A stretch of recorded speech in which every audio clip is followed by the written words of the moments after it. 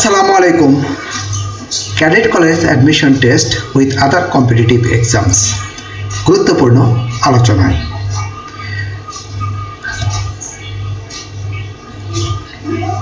প্রথমে আলোচনা করছি কিছু প্রিপজিশন নিয়ে।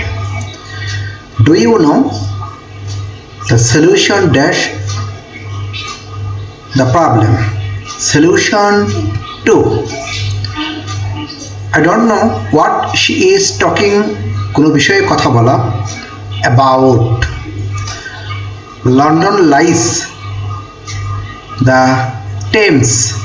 নদীর তীরের কথা, সুতরাং অন হবে নদীর তীরে। এছাড়া লাইয়ের পরে অন্য কোনো স্থানের মধ্যে অবস্থিত হওয়া ইন হবে, মাথায় রাখবো। He is devoid dash common sense of. I have a passion for music.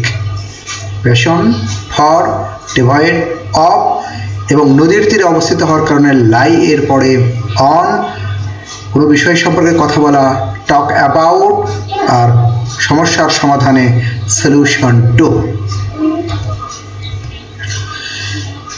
এরপরের আলোচনায় কিছু right forms of verbs, correct use of verbs. Man mortal অর্থাৎ টু বি, চিরন্তন সত্য, present indefinite tense is. Man is mortal.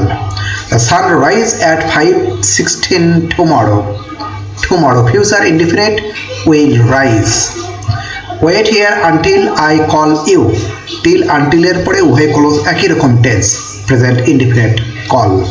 I saw my friend walk in the field.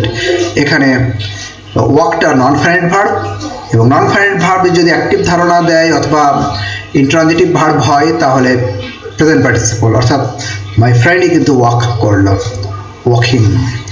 You are not to, এখানে to এর পরে যদি active voice হয় তাহলে V1, আর passive হলে বি দিয়ে V3, সুতরাং এখানে অ্যাক্টিভ ফর্ম লিভ, টুর পরে V1। Had you been serious, conditional number 3, past perfect রয়েছে, সুতরাং perfect conditional. Had been a past perfect, সুতরাং perfect conditional. Would have, might have এবং V3। Would have past, could have past, might have past. The new computer arrive next week. Next week, next month, যেমন tomorrow future indefinite, will arrive. এরপরের আলোচনা translate into English. সকাল থেকে গুঁড়ি গুঁড়ি বৃষ্টি হচ্ছে, এটি present perfect continuous tense. It has been drizzling, drizzle মানে হলো গুঁড়ি গুঁড়ি বৃষ্টি হওয়া, সিন্স মর্নিং। আমি সন্ধ্যার পর কদাচিৎ বাহিরে যাই, এটিও present indefinite tense. I hardly go out after evening. গরু ঘাস খেয়ে বাঁচে, এটিও present indefinite. The cow lives on grass, live on মানে খেয়ে বাঁচা। ট্রেনটি ঢাকা যাবে, যদিও ফিউচার ইনডিফিনিট, আসলে বাউন্ড দিয়ে আমরা করলে প্রেজেন্ট করব। The train is bound for Dhaka. আমার লিখিবার কলম নাই।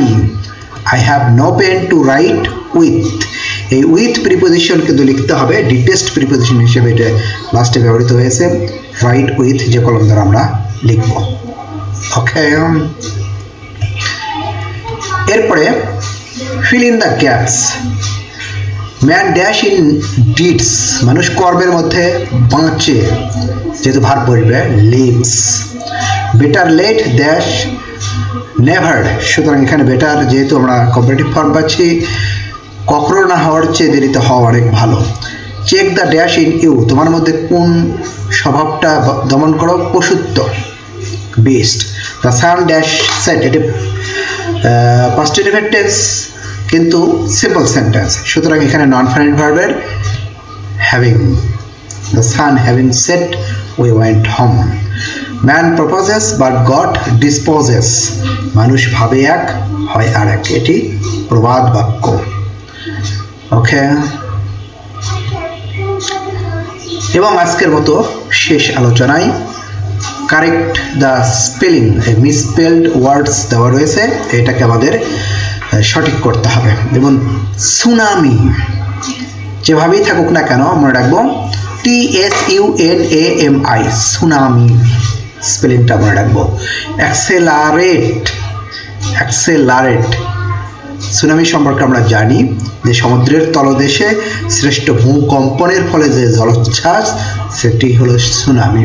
অ্যাক্সেলারেট ত্বরান্বিত করা, গতি বৃদ্ধি করা। স্পেলিংয়ে একটুখানি মিস্টেক, সেটি হলো এই আরটা বেশি রয়েছে, ACCELERATE। এরপরে মিসস্পেল মানে ভুল বানান করা, এটি হলো S ডাবল হবে, L ডাবল হবে, মাথায় রাখবো। প্যাসেঞ্জার, এখানে একটুখানি মিস্টেক, সেটি হলো ডাবল S হবে এবং E হবে, ওকে, PASSENGER, কারণ আমাদের পুরো বানানই সঠিক মনে রাখতে হবে। এরপর আমরা লিজার্ড, LEI আসবে, LEISURE, লেজার হলো অবসর। সাথে থাকার জন্য thank you, wish you all the best.